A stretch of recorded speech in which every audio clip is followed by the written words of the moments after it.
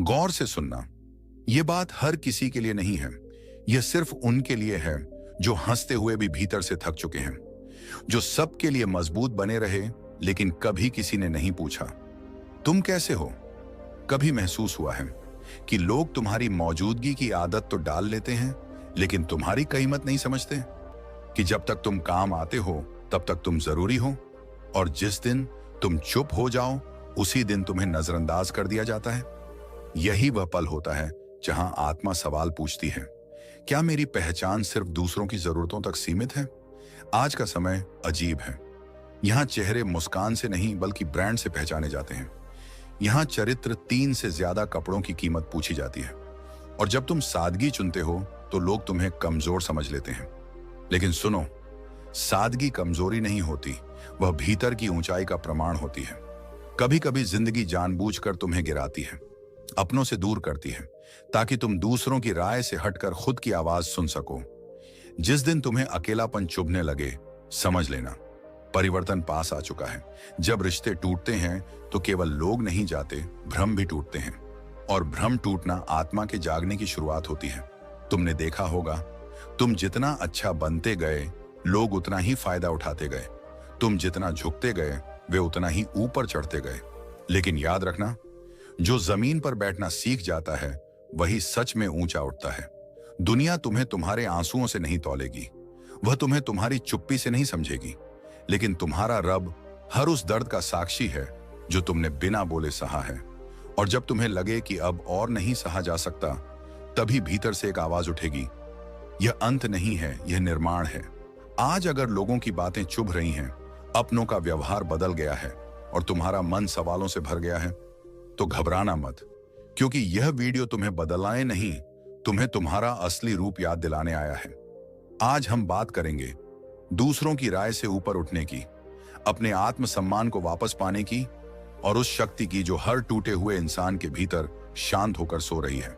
अगर तुम तैयार हो खुद से मिलने के लिए तो अंत तक बने रहना, क्योंकि यह सफर बाहर नहीं भीतर से शुरू होता है।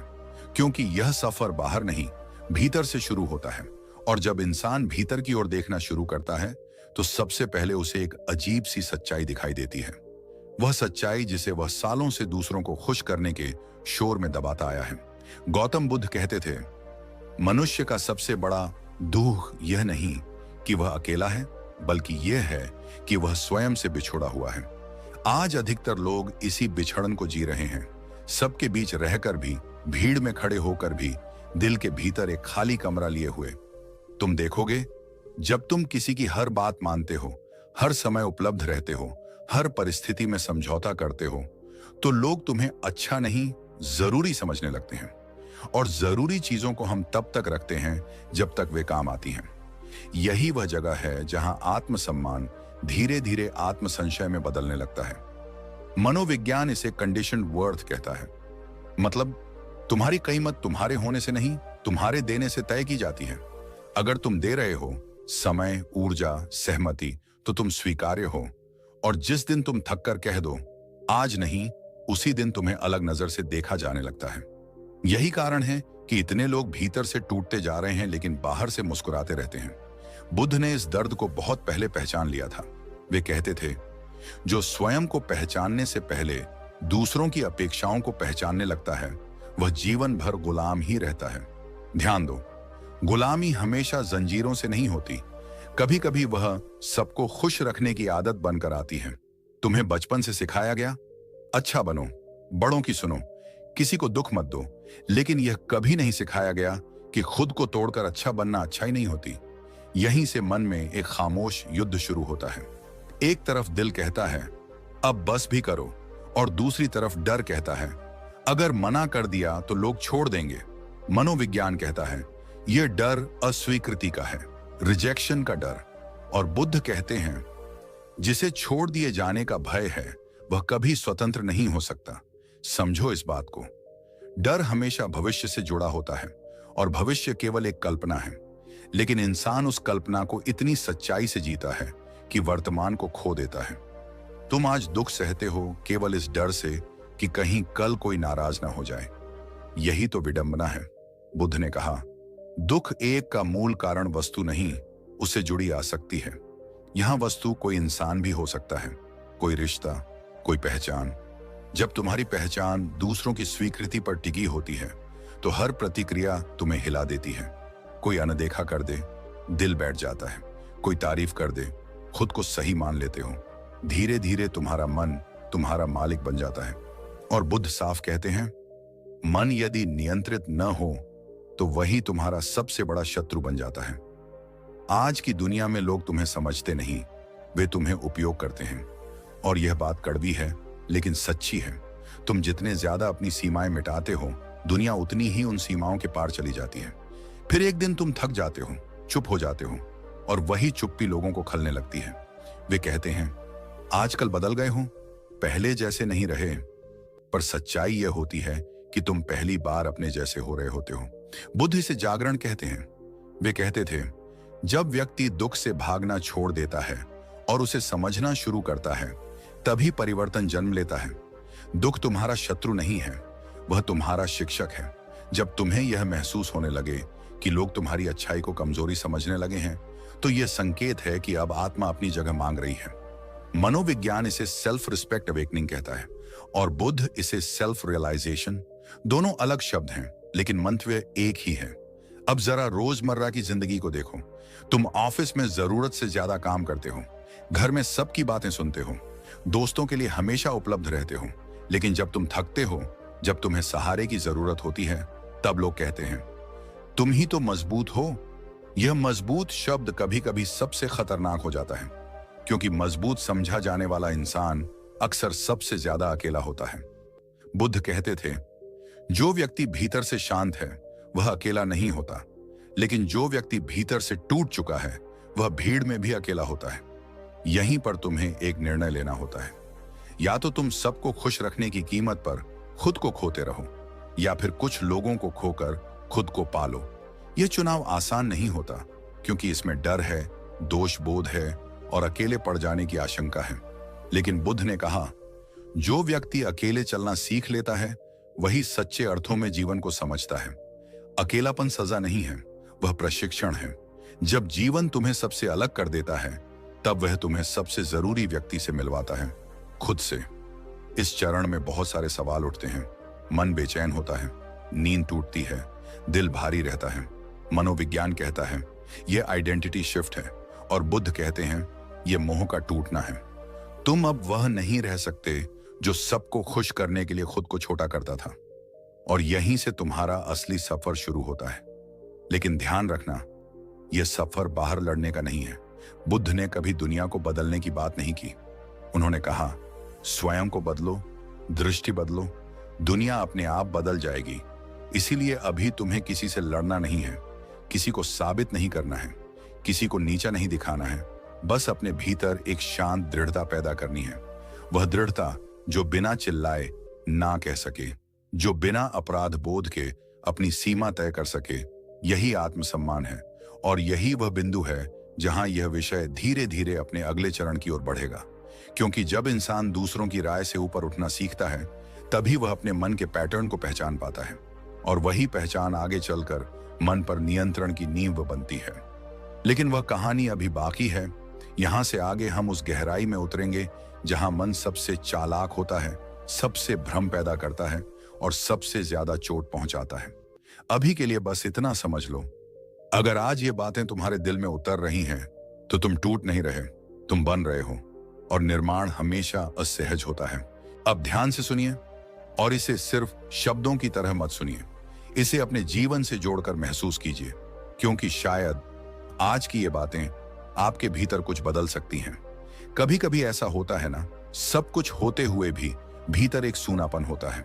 लोग साथ होते हैं, बातें भी होती हैं, हंसी भी होती है, लेकिन फिर भी अंदर कहीं एक धीमी सी आवाज उठती है, मैं ठीक नहीं हूं, शायद मुझ में ही कुछ कमी है।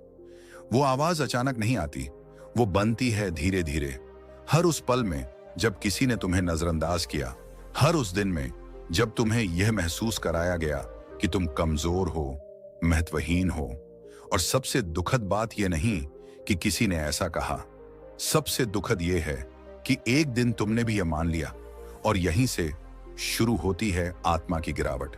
गौतम बुद्ध कहते हैं, मन ही सभी अवस्थाओं का मूल है। जो कुछ भी हम अनुभव करते हैं वह मन की सहमति से ही जन्म लेता है। ध्यान दीजिए इस एक वाक्य पर, मन की सहमति। दुनिया तुम्हें तब तक चोट नहीं पहुंचा सकती जब तक तुम्हारा मन यह न माने कि यह चोट सच है। लोग बोलते हैं, तिरस्कार करते हैं, अपमान करते हैं, लेकिन हर शब्द तीर नहीं बनता। तीर तब बनता है जब भीतर से आवाज आती है, हाँ शायद वो सही कह रहे हैं, और उसी क्षण तुम अपने ही खिलाफ खड़े हो जाते हो। बुद्ध ने कहा था, यदि कोई तुम्हें अपमानित करे और तुम उसे स्वीकार कर लो तो अपमान तुम्हारा हो जाता है, पर यदि तुम उसे स्वीकार न करो तो वह उसी के पास रह जाता है। लेकिन यह समझना आसान नहीं है, क्योंकि हमें बचपन से सिखाया गया है। लोग क्या कहेंगे, समाज क्या सोचेगा, परिवार क्या मानेगा।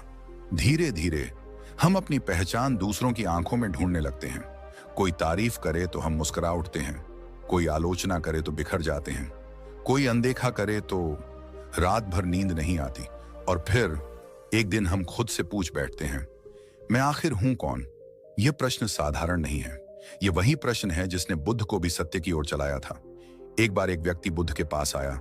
उसने कहा, लोग मुझे कमजोर समझते हैं, मेरी बात नहीं सुनते, मुझे सम्मान नहीं देते। बुद्ध ने शांत स्वर में पूछा, जब लोग तुम्हें ऐसा समझते हैं तो तुम्हारे भीतर क्या होता है। वह व्यक्ति बोला, मैं खुद को कम समझने लगता हूं। बुद्ध मुस्कुराए और बोले, तो समस्या लोगों की नहीं है, समस्या तुम्हारे भीतर की सहमति है। यह वाक्य छोटा है, लेकिन अगर समझ लिया जाए तो पूरा जीवन बदल सकता है। हम सोचते हैं कि हमारी समस्याएं बाहर हैं, लोग खराब हैं, समय खराब है, पर बुद्ध कहते हैं, दुख का जन्म बाहर नहीं भीतर होता है। सोचिए, अगर कोई तुम्हारे प्रयास का मजाक उड़ाए और तुम भीतर से स्थिर हो तो उसकी बात तुम्हें छू भी नहीं पाएगी, तुम बस मुस्कुराकर आगे बढ़ जाओगे। लेकिन अगर तुम्हारे भीतर पहले से यह डर बैठा हो कि मैं काफी नहीं हूं, तो वही मजाक तुम्हें भीतर तक तोड़ देगा। इसका मतलब यह नहीं कि दुनिया निर्दोष है, नहीं। दुनिया अपने स्वभाव से तौलती है, परखती है, गिराती है, लेकिन बुद्ध कहते हैं, दुनिया का काम गिराना है, तुम्हारा काम संभलना है। दुनिया तुम्हें आईना दिखाती है, लेकिन उस आईने में खुद को कैसा देखना है, यह तुम्हारा चुनाव है। आज के समय में लोग तुम्हारी कीमत तुम्हारे पद, पैसों और पहचान से तय करते हैं, और अगर तुमने भी यही मापदंड स्वीकार कर लिया तो तुम हमेशा किसी न किसी से कम ही रहोगे। बुद्ध ने राजमहल छोड़ा था क्योंकि उन्होंने यह समझ लिया था कि बाहरी वैभव भीतर की शांति नहीं दे सकता। उन्होंने देखा, दुखी वही लोग थे जो लगातार खुद की तुलना कर रहे थे। तुलना एक ऐसा जहर जो आत्मा को धीरे धीरे मार देता है। जब तुम खुद की तुलना किसी और से करते हो तो तुम अनजाने में यह मान लेते हो कि तुम्हारा मूल्य किसी और के मापदंड से तय होगा, और यहीं से टूटती है आत्मस्वीकृति। बुद्ध कहते हैं, तुम वही हो जो तुम्हें होना चाहिए, न कम न ज्यादा। पर यह जानना आसान नहीं, क्योंकि जब कोई अपना तुम्हें यह महसूस कराए कि तुम्हारी मौजूदगी मायने नहीं रखती, तब मन हिल जाता है। कभी कभी सबसे गहरे घाव शब्दों से नहीं, व्यवहार से लगते हैं। बिना जवाब दिए गए संदेश, बिना कारण बदला हुआ रवैया, बिना स्पष्टीकरण की दूरी, और हम चुपचाप हर दर्द को अपने भीतर भरते जाते हैं, जब तक एक दिन हम खुद को ही दोष देने लगते हैं। बुद्ध कहते हैं, जो तुम नहीं हो उसे ढोते रहना अपने ही मन को बोझ बनाना है। हर बार खुद को दोष देना आत्मिक हिंसा है। विनम्र होना अलग बात है, खुद को मिटा देना अलग। अगर कोई तुम्हें बार बार तोड़ता है और तुम हर बार खुद को ही दोष देते हो तो यह करुणा नहीं, आत्म उपेक्षा है। बुद्ध करुणा सिखाते हैं, लेकिन आत्म त्याग नहीं। वह कहते हैं, पहले स्वयं के लिए दीप बनो, फिर दूसरों के लिए प्रकाश। जब तक तुम अपनी कीमत नहीं समझोगे, दुनिया तुम्हें सस्ता समझती रहेगी। यह समझ किसी किताब से नहीं आती, यह आती है आत्मनिरीक्षण से। हर दिन, हर पल देखो, सोचो, कितनी बार तुमने अपनी भावनाओं को दूसरों की सुविधा के लिए दबा दिया? कितनी बार सिर्फ शांति बनाए रखने के लिए अन्याय सह लिया और फिर खुद से कहा, मैं ही क्यों हमेशा समझता हूं? बुद्ध कहते हैं, जो स्वयं को भूलकर सिर्फ दूसरों को समझता है, वह अंततः खुद से दूर हो जाता है।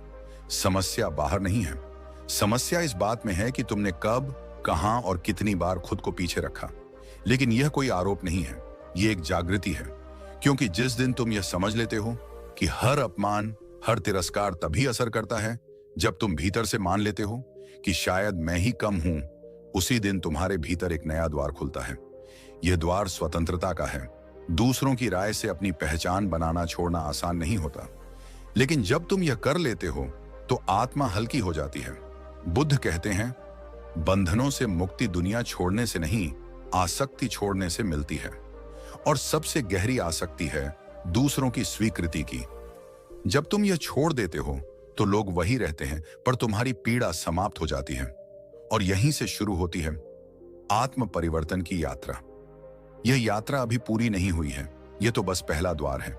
क्योंकि जब भीतर की सहमति जागती है, तब धीरे धीरे अगले सत्य स्वयं प्रकट होते हैं। और वही अगला सत्य तुम्हें अगले चरण की ओर ले जाता है, जहां तुम सिर्फ जीते नहीं बल्कि जागते हो। जब इंसान भीतर की सहमति को पहचानने लगता है, जब उसे यह समझ आने लगता है कि हर चोट बाहर से नहीं आती, तब एक और सत्य धीरे धीरे सामने आता है। और यह सत्य पहले से ज्यादा भारी होता है, क्योंकि अब सवाल यह नहीं रह जाता कि दुनिया मुझे क्यों तोड़ रही है। अब सवाल यह बन जाता है, जिन्हें मैंने अपना माना, जिनसे मैंने उम्मीद की, वही मुझे सबसे ज्यादा क्यों चुभते हैं। ये वह मोड़ है जहां बहुत से लोग रुक जाते हैं। कुछ यहीं से कठोर हो जाते हैं, कुछ अविश्वास से भर जाते हैं, और कुछ खुद को ही दोष देना शुरू कर देते हैं। सच ये है कि सबसे गहरी चोट कभी अजनबी नहीं देते। अजनबी तो बस पत्थर की तरह होते हैं, जो लग जाए तो दर्द होता है और फिर बात खत्म। लेकिन अपने तो वह लोग होते हैं जिनके शब्द सीधे दिल में उतरते हैं, जिनकी चुप्पी कान के बजाय सीधे आत्मा को सुनाई देती है। गौतम बुद्ध ने कहा था, जिससे आसक्ति होती है, दुख वहीं जन्म लेता है। इस एक वाक्य में पूरे रिश्तों का सत्य छिपा है। हम अजनबियों से आसक्ति नहीं रखते, इसलिए उनसे चोट भी कम लगती है। लेकिन जिनसे हम उम्मीद करते हैं, जिनके लिए हम खुद को खोल देते हैं, वही अगर बदल जाए तो भीतर कुछ टूट सा जाता है। सोचिए, जब कोई अपना तुम्हारी भावनाओं को हल्के में ले, तुम्हारी कोशिशों को आदत समझ ले और तुम्हारे त्याग को स्वाभाविक मान ले, तब दर्द शब्दों में नहीं उतरता। वह चुपचाप बैठ जाता है दिल के किसी कोने में। और फिर एक दिन तुम खुद से कहते हो, शायद मैंने ही ज्यादा उम्मीद कर ली। यही सबसे बड़ी भूल होती है। उम्मीद करना अपराध नहीं है, विश्वास करना कमजोरी नहीं है, लेकिन बार बार खुद को दोष देना आत्मा को घायल कर देता है। बुद्ध कहते हैं, दुख तब बढ़ता है जब पीड़ा को हम अपनी पहचान बना लेते हैं। कई लोग जानबूझकर तुम्हें तोड़ते हैं। यह सुनने में कठोर लगता है, लेकिन यह सच है। कुछ लोग तुम्हें इसलिए कमजोर दिखाते हैं ताकि तुम उनकी जरूरत बने रहो, ताकि तुम्हें लगे कि उनके बिना तुम अधूरे हो। वे तुम्हें कम आंकते हैं, तुम्हारी सीमाओं को अनदेखा करते हैं, और जब तुम चुप रहते हो तो वे यह मान लेते हैं कि तुम्हें दर्द ही नहीं होता। लेकिन खामोशी का अर्थ दर्द का ना होना नहीं होता। खामोशी अक्सर उस जगह जन्म लेती है जहां शब्द थक जाते हैं। बुद्ध ने कहा था, जब कोई व्यक्ति मौन चुनता है तो वह हार नहीं मानता, वह खुद को बचा रहा होता है। यह बात बहुत कम लोग समझते हैं। लोग सोचते हैं जो चुप है वह कमजोर है, जो सह रहा है वह सब ठीक मान रहा है। लेकिन सच ये है कि खामोशी अक्सर अंतिम सीमा होती है। जब कोई इंसान बार बार समझाकर थक जाता है, जब उसकी भावनाएं हर बार नजरअंदाज होती हैं, जब उसे बार बार खुद को साबित करना पड़ता है, तब वह चुप हो जाता है। और यह चुप्पी धीरे धीरे दूरी में बदल जाती है। जिस दिन कोई इंसान बिना चीखे, बिना शिकायत किए, बिना सवाल पूछे दूर हो जाए, समझ लेना उसका आत्मसम्मान बोल रहा है। बुद्ध कहते हैं, जो स्वयं का सम्मान खो देता है वह पूरी दुनिया पाकर भी रिक्त रह जाता है। रिश्तों में सब कुछ सह लेना महानता नहीं होती, कभी कभी यह आत्म अवमानना बन जाती है। रोजमर्रा के जीवन में देखिए, घर हो या दोस्ती, काम की जगह हो या प्रेम, कितनी बार एक ही व्यक्ति हर बार समझौता करता है। वह सोचता है, अगर मैं नहीं झुकूंगा तो रिश्ता टूट जाएगा। लेकिन कोई यह नहीं सोचता कि अगर मैं हर बार झुकता रहूं तो मैं खुद टूट जाऊंगा। बुद्ध ने यह नहीं सिखाया कि हर परिस्थिति में सहते रहो, उन्होंने सिखाया जागरूकता। उन्होंने कहा, जो देख रहा है वह मुक्त होने लगता है। जब तुम यह देख लेते हो कि कौन तुम्हारी भावनाओं का सम्मान करता है और कौन तुम्हारी मजबूरी का फायदा उठाता है, तब पीड़ा धीरे धीरे बोध में बदलने लगती है।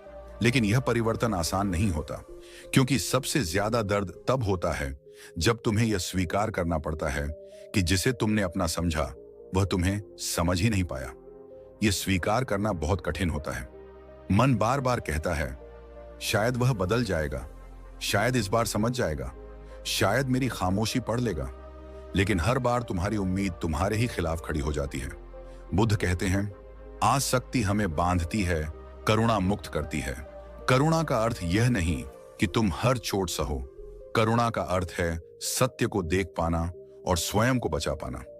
जब कोई तुम्हें बार बार कमतर महसूस कराता है, जब तुम्हारी भावनाएं उसके लिए बोझ बन जाती हैं, तो वहां चुप रहना शांति नहीं, धीमा जर बन जाता है। यही कारण है कि कुछ लोग अचानक बदल जाते हैं। वे कठोर नहीं होते, वे थक चुके होते हैं। वे लड़ना नहीं छोड़ते, वे खुद को खोना छोड़ देते हैं। और बाहर से देखने वाले कहते हैं, यह तो बहुत बदल गया है। लेकिन कोई यह नहीं पूछता कि यह बदलाव क्यों आया। बुद्ध कहते हैं, हर परिवर्तन पीड़ा के गर्भ से जन्म लेता है। जिस दिन तुम अपनों से मिली चोट को ईमानदारी से देख लेते हो, उस दिन तुम पीड़ित नहीं रहते, तुम जागृत होने लगते हो। लेकिन यहां एक खतरा भी है। कई लोग इस दर्द से कड़वाहट पाल लेते हैं।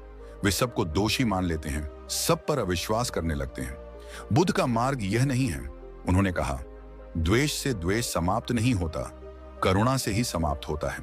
इसका अर्थ यह नहीं कि सब माफ कर दो और फिर वही सब सहो।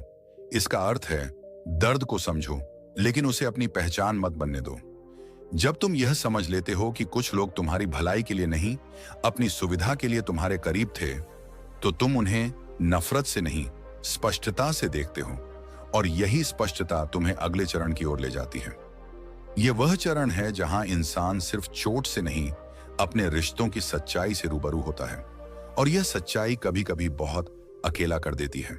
लेकिन बुद्ध कहते हैं, एक जागृत व्यक्ति अकेला हो सकता है, पर भ्रम में नहीं रहता।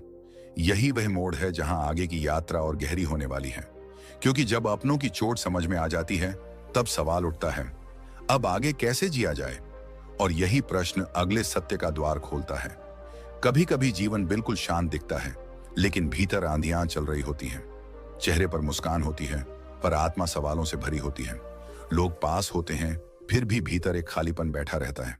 और इसी खालीपन में मनुष्य सबसे ज्यादा टूटता है, बिना आवाज के। ये वही क्षण होता है जहां इंसान पहली बार समझता है कि दुनिया की सबसे गहरी चोट तलवार से नहीं, शब्दों से लगती है।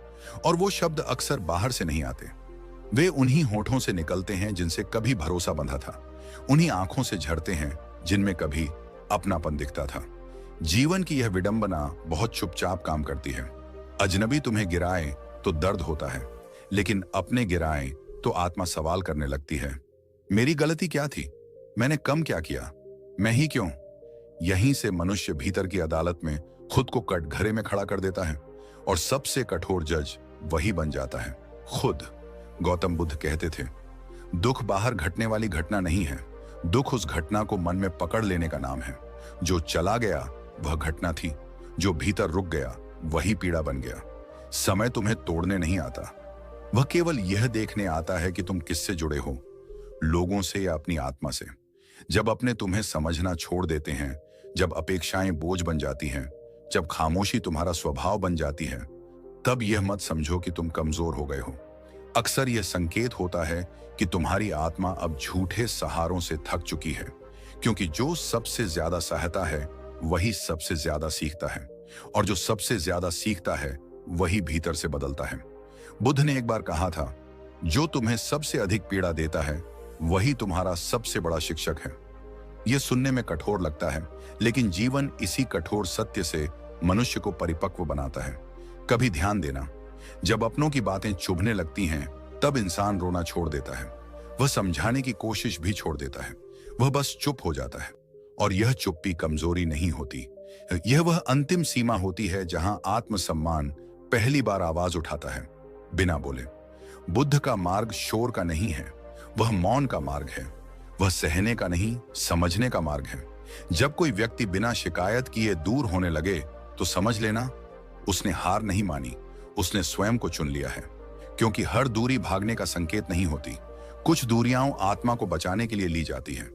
यह संसार तुम्हें सिखाता है कि अपनों से उम्मीद रखना प्रेम है, लेकिन बुद्ध सिखाते हैं अपेक्षा दुख की जड़ है। जब तुम यह समझ जाते हो कि दर्द देने वाले हमेशा दुश्मन नहीं होते और पास होने वाले हमेशा अपने नहीं होते, तब तुम्हारा दृष्टिकोण बदलने लगता है। यहीं से आत्मा का पुनर्जागरण शुरू होता है, बाहर नहीं, भीतर। और यही वह बिंदु है जहां यह कथा केवल सुनने की नहीं रह जाती, जीने की बन जाती है। क्योंकि आगे जो आने वाला है वह केवल भावनाओं की बात नहीं करेगा, वह तुम्हें यह सिखाएगा कि अपनों से मिली चोट कैसे तुम्हें कमजोर नहीं बल्कि अडिग बनाती है। यहीं से अगला सत्य जन्म लेता है, जहां दर्द केवल याद नहीं रहता, वह चेतना बन जाता है। ठहरो, जरा रुककर सांस लो, क्योंकि जो अब तुम सुनने वाले हो वह शब्द नहीं है, वह तुम्हारे भीतर दबे हुए सवालों की आवाज है। कभी महसूस किया है कि तुम ठीक हो फिर भी लोग तुम्हें गलत समझते हैं? तुम सच्चे हो फिर भी तुम्हारी नीयत पर शक किया जाता है? तुम चुप रहते हो फिर भी तुम्हें कमजोर मान लिया जाता है? यही वह जगह है जहां अधिकांश लोग टूट जाते हैं और कुछ यहीं से बदलना शुरू करते हैं। यह संसार अजीब है। यह तुम्हें तुम्हारे कर्मों से नहीं, तुम्हारे कपड़ों से आंकता है। यह तुम्हारे चरित्र से पहले तुम्हारे चेहरे के ब्रांड पड़ता है। यह तुम्हारी आत्मा की गहराई नहीं देखता, बस तुम्हारी बाहरी चमक गिनता है। और जब तुम इस खेल में फिट नहीं बैठते, जब तुम दिखावे की दौड़ में पीछे रह जाते हो, तो वही लोग जो कभी तुम्हारे अपने थे, तुम्हें पहचानने से भी इनकार कर देते हैं। यही वो क्षण होता है जब इंसान पहली बार समझता है, समस्या मेरे भीतर नहीं थी, समस्या उस दुनिया में थी जो केवल देखने की आदी है, महसूस करने की नहीं। गौतम बुद्ध ने कहा था, जो दिखाई देता है वह अस्थाई है, जो महसूस होता है वही सत्य है। लेकिन इस सत्य तक पहुंचने के लिए इंसान को पहले टूटना पड़ता है, अपनों की बेरुखी से, अपेक्षाओं की चोट से और उस सवाल से, क्या मैं सच में इतना बेकार हूं? नहीं, तुम बेकार नहीं हो। तुम बस उस दौर से गुजर रहे हो जहां आत्मा अपने पुराने खोल को तोड़ रही है। जब समय तुम्हें तोड़ने का प्रयास करता है, जब हालात तुम्हें झुकाने लगते हैं, जब तुम्हारी अच्छाई ही तुम्हारी सबसे बड़ी सजा बन जाती है, तब यह मत समझो कि सब खत्म हो रहा है।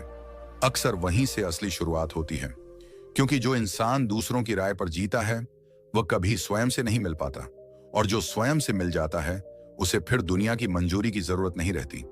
यह वीडियो तुम्हें यह नहीं सिखाएगा कि लोग क्या सोचते हैं, यह तुम्हें यह याद दिलाएगा कि तुम कौन हो। यह तुम्हें उस जगह ले जाएगा जहां आत्मसम्मान किसी सहारे का मोहताज नहीं होता, जहां चुप्पी कमजोरी नहीं बल्कि चेतना का शिखर होती है, जहां गिरना हार नहीं बल्कि जागने की प्रक्रिया होता है। यदि कभी तुम्हें लगा है कि तुम बहुत कुछ देकर भी खाली रह गए, यदि कभी तुम्हारी अच्छाई को कमजोरी समझ लिया गया, यदि कभी तुमने बिना बोले बहुत कुछ सहा है, तो यह यात्रा तुम्हारी है। क्योंकि आगे जो आने वाला है वह केवल बातें नहीं करेगा, वह तुम्हारे भीतर एक ऐसी रोशनी जगाएगा जिसके बाद तुम्हें दूसरों की राय सिर्फ आवाज लगेगी, सच नहीं। और यहीं से आत्मा का असली पुनर्जागरण शुरू होता है। आज की दुनिया बहुत तेज है, इतनी तेज कि इंसान चल नहीं रहा, घसीटा जा रहा है। सुबह आंख खुलते ही सबसे पहला सवाल यह नहीं होता कि भीतर कैसा महसूस हो रहा है, पहला सवाल होता है आज बाहर कैसा दिखना है, कपड़े कौन से पहनने हैं, चेहरे पर कौन सी मुस्कान लगानी है, लोगों के सामने खुद को किस रूप में पेश करना है। और इसी भाग दौड़ में एक चीज धीरे धीरे पीछे छूट जाती है, वह है आत्मा। तुमने कभी गौर किया है कि शरीर को सजाने में हम थकते नहीं, लेकिन आत्मा को संवारने की बात आते ही हम कहते हैं वक्त नहीं है।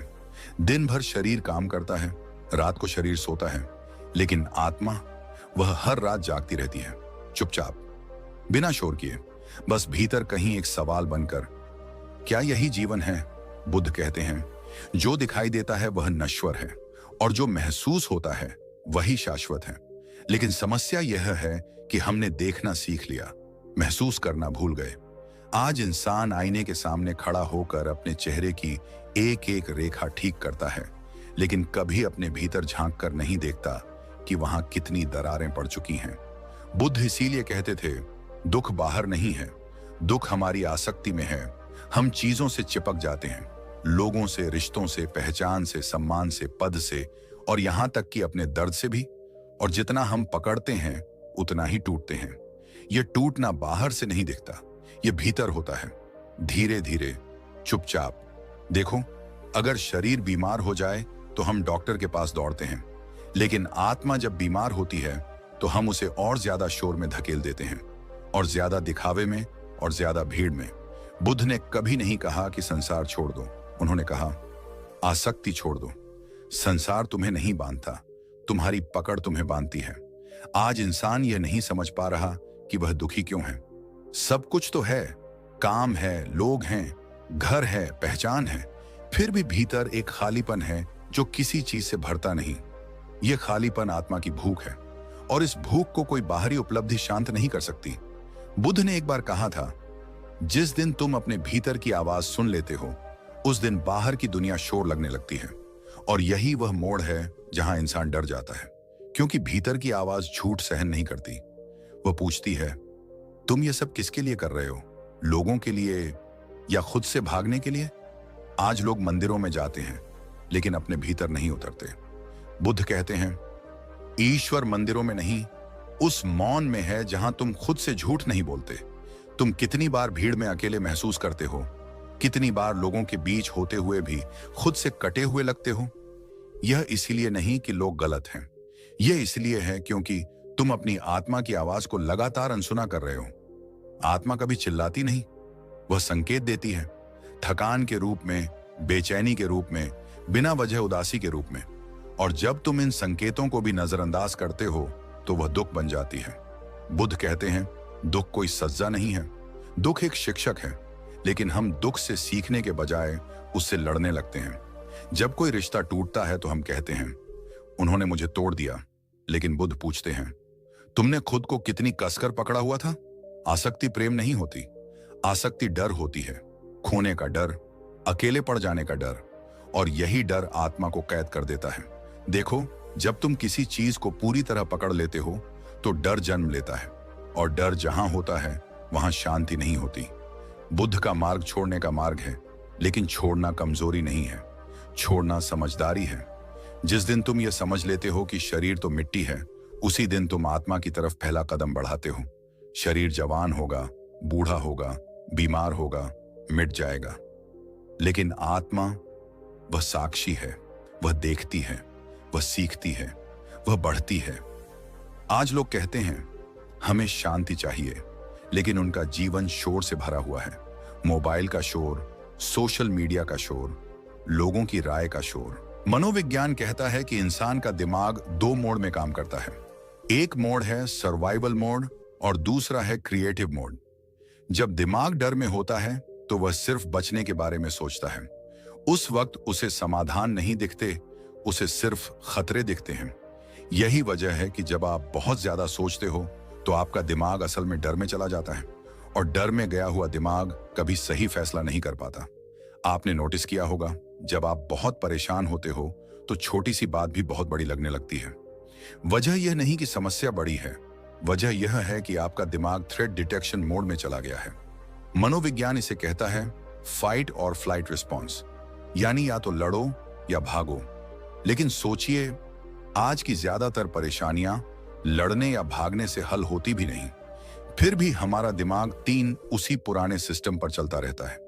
जब आप बार बार अगर ऐसा हो गया तो, अगर मैं फेल हो गया तो, अगर लोग हंसने लगे तो, सोचते रहते हो तो दिमाग को लगता है खतरा सामने खड़ा है, और खतरे के सामने दिमाग का काम है आपको डराना, न कि शांत करना। इसीलिए ओवरथिंकिंग असल में ज्यादा सोच नहीं है, यह लगातार खतरे का एहसास है। और यही वजह है कि ओवरथिंकिंग करने वाला इंसान हमेशा थका हुआ रहता है, क्योंकि उसका दिमाग लगातार अलर्ट मोड में है। मनोविज्ञान साफ कहता है, जिस दिमाग को आराम नहीं मिलता वह धीरे धीरे खुद के खिलाफ काम करने लगता है।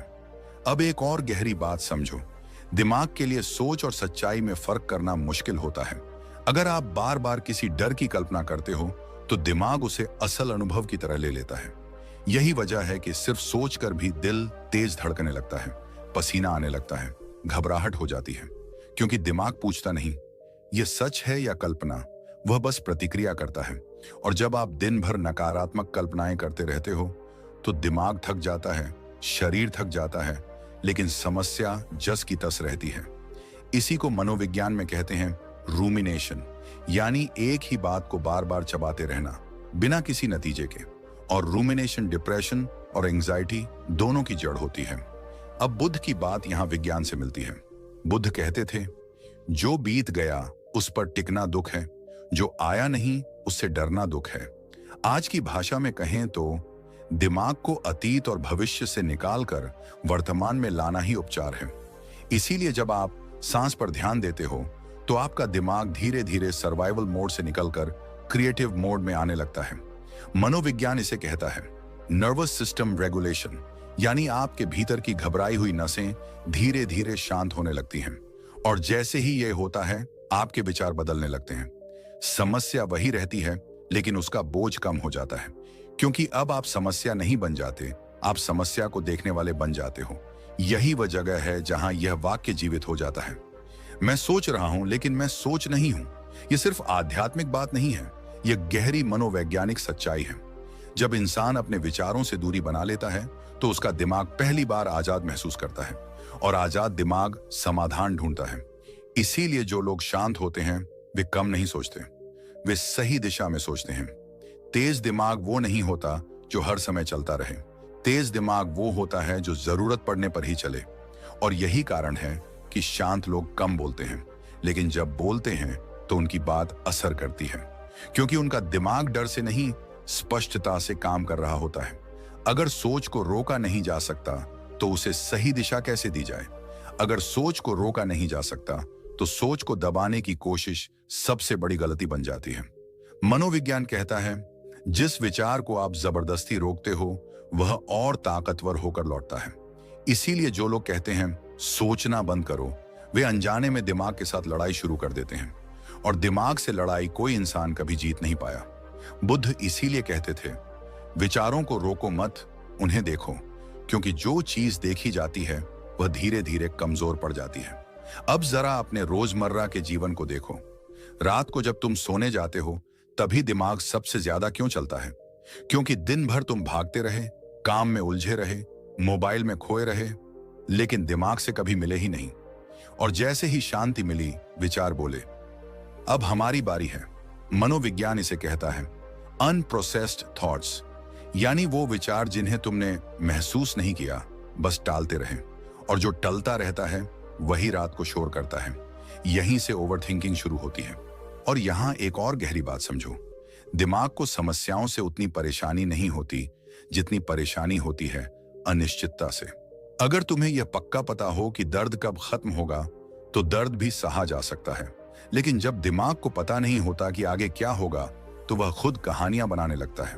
और दिमाग की बनाई कहानियां अक्सर डरावनी होती हैं। इसीलिए जो सोचते रहते हैं वो खोते रहते हैं, क्योंकि वे वर्तमान की ऊर्जा भविष्य की कल्पनाओं में खर्च कर देते हैं। और जो जीते हैं वो पाते हैं। जीने का मतलब मस्ती नहीं, जीने का मतलब है इस पल में मौजूद रहना। मनोविज्ञान कहता है जब इंसान वर्तमान में होता है तो दिमाग अपने आप शांत होने लगता है, क्योंकि वर्तमान में कोई खतरा नहीं होता। खतरा हमेशा या तो बीते कल में होता है या आने वाले कल में। बुद्ध की शिक्षा यहीं पर बहुत वैज्ञानिक बन जाती है। वे कहते थे दुख विचारों में नहीं, उनसे चिपकने में है। सोचो, अगर तुम्हारे दिमाग में कोई विचार आए और तुम उसे पकड़ो ही नहीं तो वह अपने आप चला जाएगा। जैसे सड़क पर कोई गाड़ी गुजरती है, तुम उसके पीछे भागते नहीं, तुम बस देखते हो। लेकिन जब दिमाग की गाड़ी गुजरती है तो हम उसमें बैठ जाते हैं, और फिर वही गाड़ी हमें थकान, डर और बेचैनी कहीं दूर छोड़ आती है। यही वजह है कि तेज दिमाग वही होता है जो शांत रहता है, क्योंकि शांत दिमाग हर गाड़ी में नहीं बैठता। वह चुनता है किस पर ध्यान देना है और किसे जाने देना है। अब यहां एक बहुत सूक्ष्म लेकिन शक्तिशाली बात समझो। मनोविज्ञान कहता है जिस चीज पर ध्यान जाता है वही चीज बढ़ती है। अगर तुम डर पर ध्यान दोगे तो डर बढ़ेगा, अगर तुम कमी पर ध्यान दोगे तो कमी महसूस होगी। लेकिन अगर तुम सिर्फ देखने की आदत डाल लो तो दिमाग को ईंधन मिलना बंद हो जाता है, और बिना ईंधन के विचार ज्यादा दूर नहीं जाते। यही बुद्ध का मौन था। वे चुप इसलिए नहीं रहते थे कि उनके पास कहने को कुछ नहीं था, वे चुप इसलिए रहते थे क्योंकि वे जानते थे हर विचार को जवाब देना जरूरी नहीं। और यही बात आज के इंसान को सबसे ज्यादा सीखनी है। हर मैसेज का जवाब नहीं, हर सोच का समाधान नहीं, हर डर की सफाई नहीं। कुछ चीजों को बस गुजरने देना भी एक कला है, और यह कला सीख ली तो दिमाग आपका नौकर बनेगा, मालिक नहीं। अब यहीं से अगला दरवाजा खुलता है। जब विचारों को देखा जाने लगे तो आदतें बदलने लगती हैं, और आदतें बदलते ही पूरा जीवन नई दिशा में मुड़ जाता है। और जब इंसान अपने विचारों को देखना सीख लेता है तो एक अजीब सा बदलाव शुरू होता है। बाहर कुछ नहीं बदलता, लोग वही रहते हैं, समस्याएं भी वही रहती हैं, लेकिन भीतर भीतर कुछ ढीला पड़ने लगता है। विचार आते हैं लेकिन पहले जैसे चिपकते नहीं, डर आता है लेकिन पहले जैसा जकड़ता नहीं, दुख आता है लेकिन अब वह पहचान नहीं बनता। यहीं पर बुद्ध की सबसे खतरनाक बात समझ में आती है। मैं सोच रहा हूं लेकिन मैं सोच नहीं हूं। यह लाइन सुनने में साधारण लगती है, लेकिन अगर यह बात दिल के अंदर उतर जाए तो पूरा जीवन हिल जाता है। अब जरा इसे अपने रोजमर्रा के अनुभव से जोड़ो। मान लो तुम्हारे दिमाग में एक विचार आया, मैं काफी अच्छा नहीं हूं। पहले क्या होता था, तुम मान लेते थे। फिर दूसरा विचार आता, इसलिए लोग मुझे हल्के में लेते हैं। फिर तीसरा, मेरे साथ ही ऐसा क्यों होता है। और कुछ ही मिनटों में पूरा व्यक्तित्व उस एक सोच के आसपास खड़ा हो जाता था। लेकिन जब यह समझ आ जाती है कि मैं सोच रहा हूं लेकिन मैं सोच नहीं हूं, तो वही विचार बस एक बादल बन जाता है, आता है, रुकता है और चला जाता है। और तुम आकाश बने रहते हो। बुद्ध ने कभी नहीं कहा कि विचार खत्म हो जाएंगे। उन्होंने कहा पहचान टूट जाएगी, और पहचान टूटते ही दुख की जड़ अपने आप सूखने लगती है। अब यहां एक बहुत जरूरी बात समझो। इंसान का दिमाग असल में दो चीजों से चलता है, आदत और ध्यान। जहां आदत जाती है वहीं जीवन जाता है। लेकिन आदतें अपने आप नहीं बनती, वे रोज रोज एक ही सोच को मान लेने से बनती हैं। अगर रोज तुम अपने डर को सच मानते रहोगे तो डर तुम्हारी आदत बन जाएगा। अगर रोज तुम खुद को कम आंकते रहोगे तो कमजोरी तुम्हारी पहचान बन जाएगी। इसीलिए बुद्ध कहते थे, मन ही सब कुछ है, जैसा तुम सोचते हो वैसे ही बनते हो। लेकिन इसका उल्टा भी उतना ही सच है। अगर तुम सोच को देखना सीख लो तो सोच तुम्हें बनाना बंद कर देती है। अब सोचो, एक इंसान जो हर दिन एक ही बात सोचता है, मुझे जल्दी करनी है, मुझे आगे निकलना है, मुझे साबित करना है, धीरे धीरे उसके भीतर एक बेचैनी बस जाती है। वह बैठा भी होता है तो भीतर दौड़ रहा होता है, वह हंसता भी है तो भीतर तनाव रहता है। और फिर वह कहता है, मेरी जिंदगी में शांति क्यों नहीं है, क्योंकि उसका मन कभी रुकना सीखा ही नहीं।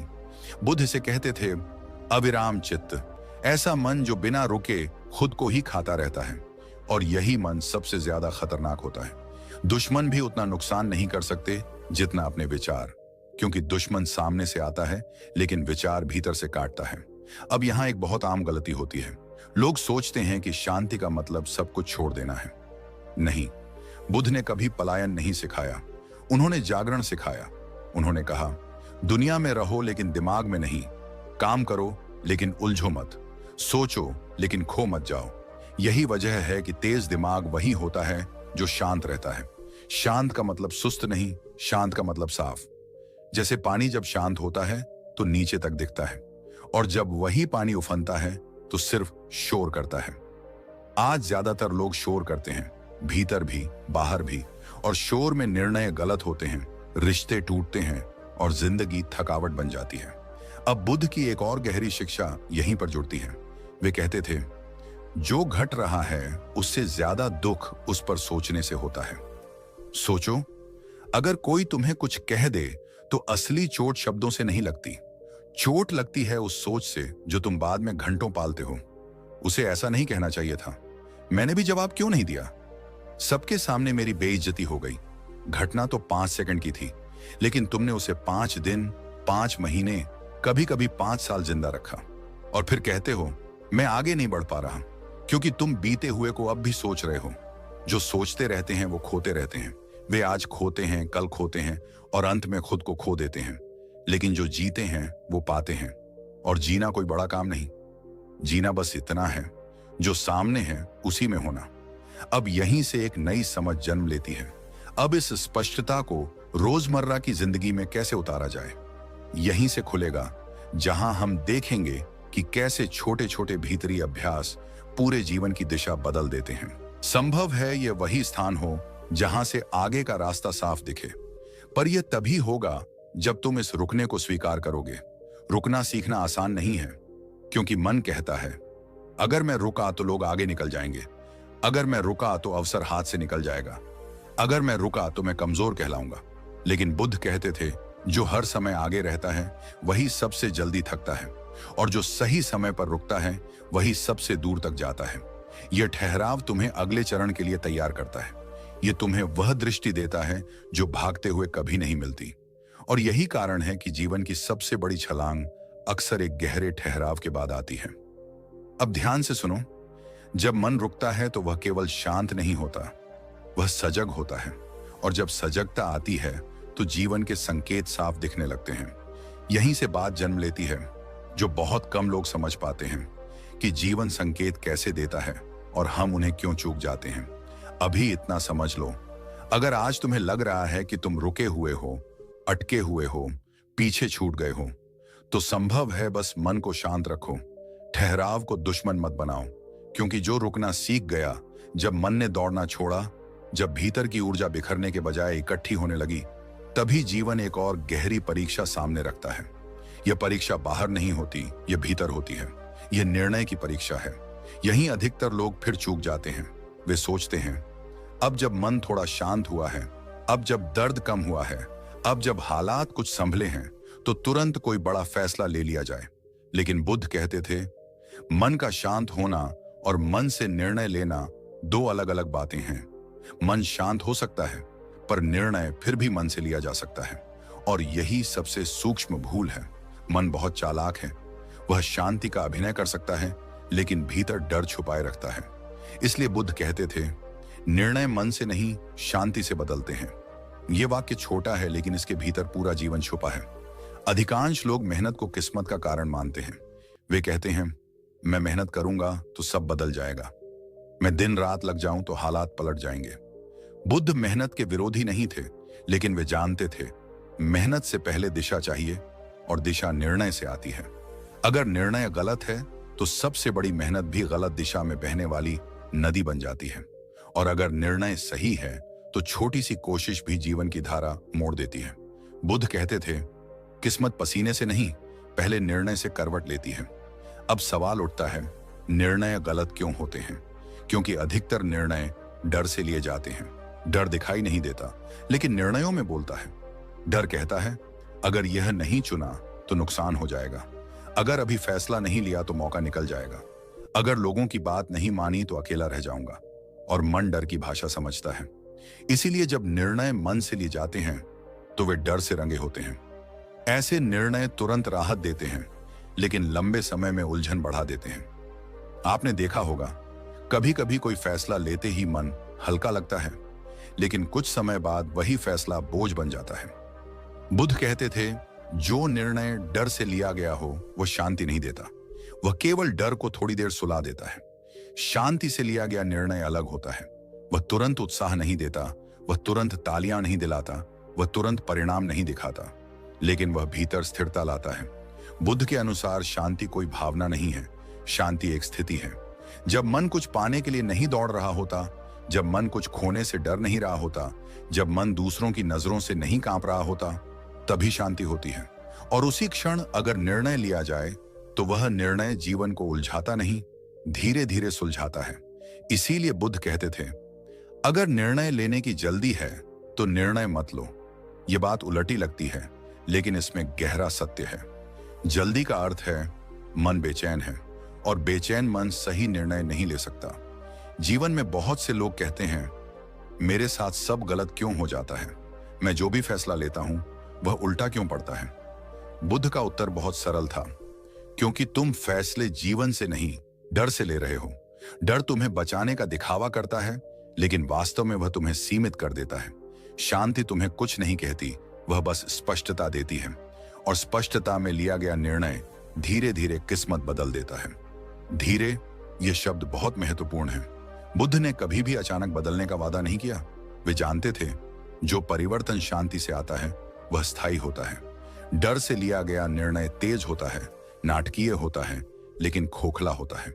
शांति से लिया गया निर्णय शांत होता है, साधारण दिखता है, लेकिन गहराई में जड़ें जमाता है।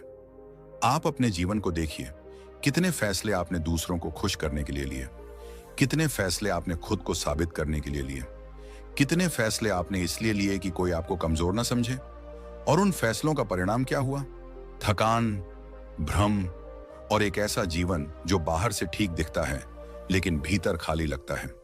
बुद्ध कहते थे, जीवन बाहर से नहीं, भीतर से बदलता है और भीतर का पहला परिवर्तन निर्णय की गुणवत्ता है।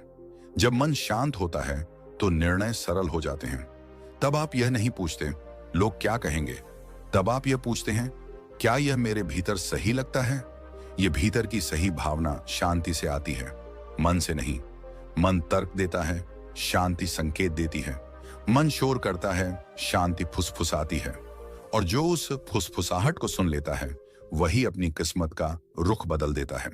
बुद्ध कहते थे, जीवन में हर मोड़ पर निर्णय लेना जरूरी नहीं, कभी कभी निर्णय न लेना सबसे बड़ा निर्णय होता है।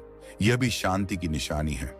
मन तुरंत कुछ करना चाहता है, शांति इंतजार करना जानती है। और सही समय पर लिया गया एक शांत निर्णय सालों की मेहनत बचा देता है।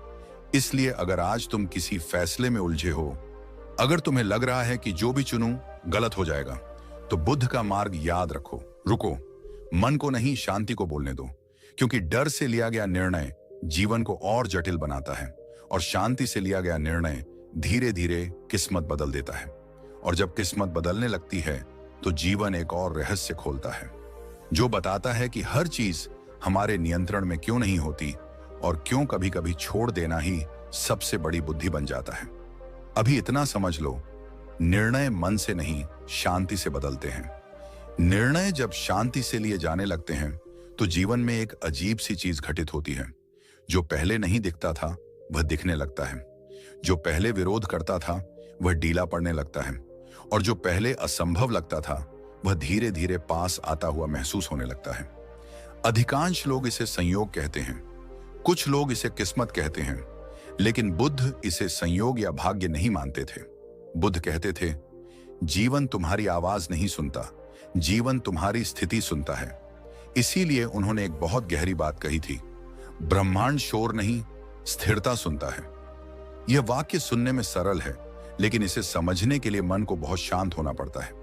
हम सब जीवन से कुछ न कुछ मांगते रहते हैं। कोई शब्दों में मांगता है, कोई प्रार्थना में, कोई शिकायत में, कोई गुस्से में। हम कहते हैं, मुझे यह चाहिए, मेरे साथ ऐसा क्यों नहीं होता, मेरी मेहनत क्यों नहीं दिखती, मेरी जिंदगी क्यों नहीं बदलती। लेकिन बुद्ध कहते थे, तुम जो बोलते हो वह उतना महत्वपूर्ण नहीं है जितना वह अवस्था जिसमें तुम बोलते हो। अगर भीतर घबराहट है तो तुम्हारे शब्द भी घबराहट बन जाते हैं। अगर भीतर डर है तो तुम्हारी चाह भी डर से रंग जाती है। ब्रह्मांड शब्द नहीं पकड़ता, वह कंपन पकड़ता है। घबराया हुआ मन कमजोर कंपन भेजता है। उस कंपन में अस्थिरता होती है, भ्रम होता है, अविश्वास होता है, और ब्रह्मांड उसी अस्थिरता को लौटाता है। इसलिए घबराए हुए मन वाले व्यक्ति के जीवन में अवसर आते भी हैं तो टिकते नहीं, लोग मिलते भी हैं तो साथ नहीं देते, रास्ते खुलते भी हैं तो बंद हो जाते हैं। बुद्ध कहते थे, यह सज्जा नहीं है, यह प्रतिक्रिया है। जिस तरह शांत झील में आसमान साफ दिखता है और उफनती नदी में कुछ भी स्पष्ट नहीं दिखता, उसी तरह जीवन भी मन की अवस्था के अनुसार अपना चेहरा दिखाता है। शांत मन शक्तिशाली कंपन भेजता है। इस शक्ति में कोई शोर नहीं होता, कोई दिखावा नहीं होता, कोई बेचैनी नहीं होती, बस स्थिरता होती है। और स्थिरता ब्रह्मांड की भाषा है। यही कारण है कि कभी कभी आप देखते हैं, एक व्यक्ति बिना ज्यादा बोले, बिना ज्यादा कोशिश दिखाए, बिना ज्यादा भागे, फिर भी उसके आसपास लोग अपने आप जुड़ जाते हैं। अवसर खुद चलकर आते हैं, रास्ते बिना धक्का दिए खुलते हैं। लोग कहते हैं, इसके पास कोई खास हुनर नहीं, फिर भी सब इसके पक्ष में क्यों होता है? बुद्ध कहते थे, क्योंकि इसका मन स्थिर है। स्थिर मन जीवन को भरोसे का संकेत देता है, और जहां भरोसा होता है वहां संघर्ष कम हो जाता है। घबराया हुआ मन हर चीज को पकड़ना चाहता है। वह डरता है कि अगर छोड़ा तो खो जाएगा। शांत मन जानता है, जो मेरा है वह स्थिरता में अपने आप ठहर जाएगा।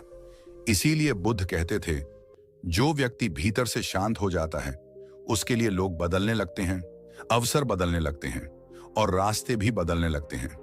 असल में वे बदलते नहीं, वे पहले से मौजूद होते हैं। बस घबराया हुआ मन उन्हें देख नहीं पाता। जैसे जब आंखों में धूल हो तो रास्ता धुंधला दिखता है, धूल हटते ही रास्ता अपने आप साफ दिखने लगता है। मन की घबराहट वही धूल है और शांति उसे धो देती है। बुद्ध ने कभी यह नहीं कहा कि तुम जोर से मांगो। उन्होंने कभी यह नहीं कहा कि दुनिया को मनाओ। उन्होंने कभी यह नहीं कहा कि भाग्य को बदलने के लिए लड़ो। वे कहते थे, अपनी अवस्था बदलो। जब अवस्था बदलती है तो आकर्षण बदलता है। घबराया हुआ मन और घबराहट को आकर्षित करता है। शांत मन शांति को बुलाता है। इसलिए बुद्ध कहते थे, अगर जीवन में बार बार वही परेशानी आ रही है तो बाहर नहीं, भीतर देखो, क्योंकि ब्रह्मांड तुम्हारे शब्दों का नहीं, तुम्हारी स्थिरता का उत्तर दे रहा है। यहां बहुत से लोग गलती करते हैं। वे सोचते हैं, अगर मैं शांत हो गया तो मैं कमजोर हो जाऊंगा। अगर मैं प्रतिक्रिया नहीं दूंगा तो लोग मुझे दबा देंगे। अगर मैं शोर नहीं करूंगा तो कोई मेरी बात नहीं सुनेगा। लेकिन बुद्ध कहते थे, शांति कमजोरी नहीं है, शांति गुरुत्व है। जिसके पास गुरुत्व होता है उसके पास खिंचाव होता है। उसे चिल्लाने की जरूरत नहीं पड़ती, उसे साबित करने की जरूरत नहीं पड़ती। उसकी उपस्थिति ही काफी होती है। और यही गुरुत्व लोगों को खींचता है, अवसरों को खींचता है, रास्तों को जोड़ता है। शोर क्षणिक होता है, स्थिरता स्थायी होती है। शोर ध्यान मांगता है, स्थिरता सम्मान जगाती है। बुद्ध कहते थे, जो जीवन से ज्यादा मांगता है उसे कम मिलता है, और जो जीवन के साथ स्थिर रहता है उसे वही मिलता है जिसकी उसे जरूरत होती है। बुद्ध कहते हैं, शांति पाने के लिए कुछ जोड़ना नहीं पड़ता, शांति पाने के लिए बहुत कुछ हटाना पड़ता है। हटाओ वह झूठ जो तुम रोज खुद से बोलते हो। हटाओ वह दिखावा जो तुम दुनिया के सामने करते हो। हटाओ वह डर जो तुम्हें खुद होने से रोकता है। और जब यह हटना शुरू होता है तभी आत्मा धीरे धीरे सांस लेने लगती है। यह कोई एक दिन की प्रक्रिया नहीं है, यह एक यात्रा है, भीतर की यात्रा। बुद्ध इसीलिए मौन में रहते थे, क्योंकि मौन में सच साफ सुनाई देता है। आज अगर तुम्हें यह वीडियो चुभ रहा है, अगर यह बातें कहीं अंदर हलचल मचा रही हैं, तो समझ लेना, आत्मा तुम्हें जगा रही है। यह जागरण कोई चमत्कार नहीं है, यह धीरे धीरे होता है। जब तुम कम पकड़ते हो, कम अपेक्षा करते हो, कम शिकायत करते हो, और एक दिन तुम महसूस करते हो, मैं हल्का हो गया हूं, मैं शांत हूं, मैं अपने भीतर हूं। यही बुद्ध का मार्ग है। कोई दिखावा नहीं, कोई नारा नहीं, बस समझ और करुणा। और याद रखना, यह केवल शुरुआत है, आत्मा की पहली दस्तक। इसके आगे और भी गहरे सत्य खुलेंगे, और भी परतें उतरेंगी, लेकिन उसके लिए तुम्हें भीतर उतरने का साहस रखना होगा। क्योंकि जो अपने भीतर उतर गया वह फिर कभी बाहर की भीड़ में खोता नहीं। यह बात सुनने की नहीं है, यह बात जीने की है। क्योंकि अगर तुम यह शब्द सुन रहे हो और तुम्हारे भीतर कुछ हिल रहा है, अगर छाती के अंदर कहीं भारीपन उठ रहा है, अगर मन बार बार कहना चाहता है यह तो मेरे साथ भी हो रहा है, तो समझ लो यह वीडियो सफल हो चुका है। दुनिया में भाषण बहुत हैं, प्रेरणा के नारे बहुत हैं, हर कोई तुम्हें मजबूत बनने की सलाह देता है, लेकिन बहुत कम लोग तुम्हें ईमानदार बनने की ताकत देते हैं। बुद्ध वही करते हैं। वे तुम्हें मजबूत बनने का नाटक नहीं सिखाते, वे तुम्हें यह स्वीकार करने का साहस देते हैं कि तुम टूटे हुए हो, थके हुए हो, डरे हुए हो, और यही स्वीकार परिवर्तन की पहली सीढ़ी है। बुद्ध कहते हैं, जिस दिन मनुष्य अपनी कमजोरी से भागना बंद कर देता है, उसी दिन उसकी शक्ति जन्म लेती है। आज हम सब बहुत कुछ छुपा रहे हैं, दर्द छुपा रहे हैं, असफलताएं छुपा रहे हैं, आंसू छुपा रहे हैं। हम हंसते हैं लेकिन भीतर कहीं लगातार गिरते रहते हैं। और समाज ने हमें यह सिखा दिया है कि गिरना शर्म की बात है, कमजोर होना अपराध है। लेकिन बुद्ध कहते हैं, जो अपने गिरने को देख लेता है वही उठने की कला सीखता है। आज तुम्हें दुख क्यों होता है? क्योंकि तुम अपने मन से ईमानदार नहीं हो पा रहे। तुम अपने चेहरे से दुनिया को धोखा दे सकते हो, लेकिन आत्मा से नहीं। आत्मा जानती है कि तुम कितनी बार अपने ही मन की आवाज दबा चुके हो, कितनी बार तुमने नहीं कहना चाहा लेकिन हां कह दिया, कितनी बार तुम थक चुके थे लेकिन फिर भी चलते रहे, सिर्फ इसलिए कि लोग क्या कहेंगे। बुद्ध कहते हैं, दुख का कारण संसार नहीं है, दुख का कारण तुम्हारा डर है। डर अस्वीकृति का, अकेले पड़ जाने का, कमतर साबित हो जाने का। और यही डर मनुष्य को अभिनय सिखाता है, झूठी हंसी, झूठी ताकत, झूठा आत्मविश्वास। लेकिन याद रखो, जो खुद से लड़ लेता है वह दुनिया से नहीं हारता। खुद से लड़ने का अर्थ खुद को तोड़ना नहीं है, खुद से लड़ने का अर्थ है अपने भीतर के झूठ को पहचानना। जब बुद्ध ध्यान में बैठे तो उन्होंने संसार से आंखें नहीं मोड़ी, उन्होंने भीतर देखा, और भीतर देखने पर जो सबसे पहले मिला वह था दुख। लेकिन वे उससे भागे नहीं, वे बैठे रहे। सांस को देखा, विचारों को देखा, डर को देखा, और देखते देखते डर ढीला पड़ गया। यही शिक्षा है, भागो मत, बैठो। जब मन उदास हो तो उसे सुधारने की कोशिश मत करो, उसे समझने की कोशिश करो, क्योंकि हर भावना कुछ कहना चाहती है। आज तुम अकेले क्यों महसूस करते हो? क्योंकि तुम सबके साथ हो, पर खुद के साथ नहीं। आज तुम्हें लोग क्यों नहीं समझते? क्योंकि तुमने खुद को समझने का समय नहीं दिया। बुद्ध कहते हैं, मन को मित्र बनाओ, दुश्मन नहीं। लेकिन हम मन को दबाते हैं, डांटते हैं, उससे लड़ते हैं, और फिर आश्चर्य करते हैं कि शांति क्यों नहीं मिलती। मन वही बच्चा है जिसे सुना नहीं गया, और जो बच्चा सुना नहीं जाता वह रोता है। तुम्हारा मन भी रो रहा है, कभी बेचैनी बनकर, कभी गुस्सा बनकर, कभी थकान बनकर। और तुम कहते हो, मुझे समझ नहीं आता, मेरे साथ ही ऐसा क्यों होता है? बुद्ध कहते हैं, समझ नहीं आती क्योंकि तुम देख नहीं रहे। देखने का अर्थ आंखों से देखना नहीं है। देखने का अर्थ है स्वीकार करना। स्वीकार करना कि तुम हमेशा सही नहीं हो। स्वीकार करना कि तुम हर किसी को खुश नहीं कर सकते। स्वीकार करना कि कभी कभी तुम्हें भी सहारे की जरूरत है। यही स्वीकार तुम्हें इंसान बनाता है, और इंसान बनना सबसे बड़ा साहस है। आज की दुनिया मजबूत चेहरों की पूजा करती है, लेकिन बुद्ध सच्चे मन की पूजा करते हैं। वे कहते हैं, जो अपने आंसू छुपाता है वह भीतर मरता है, और जो अपने आंसू देख लेता है वह जागता है। यह जागरण एक दिन में नहीं होता, यह धीरे धीरे होता है। जब तुम खुद को हर हाल में सही साबित करना छोड़ देते हो, जब तुम यह मान लेते हो कि कभी कभी गलत होना भी ठीक है, थक जाना भी ठीक है, रुक जाना भी ठीक है। बुद्ध का मार्ग तेज चलने का नहीं है, बुद्ध का मार्ग सच चलने का है। और सच यह है, तुम सब कुछ नहीं कर सकते, तुम हर किसी को नहीं बचा सकते, तुम हर रिश्ते को नहीं निभा सकते, लेकिन तुम खुद से बेईमानी मत करो। अगर भीतर से कोई चीज तुम्हें तोड़ रही है तो उसे सुनो। अगर कोई रिश्ता तुम्हें छोटा बना रहा है तो उसे देखो। अगर कोई आदत तुम्हें खोखला कर रही है तो उसे पहचानो। यही बुद्ध का ध्यान है। कोई मंत्र नहीं, कोई चमत्कार नहीं, बस सजगता।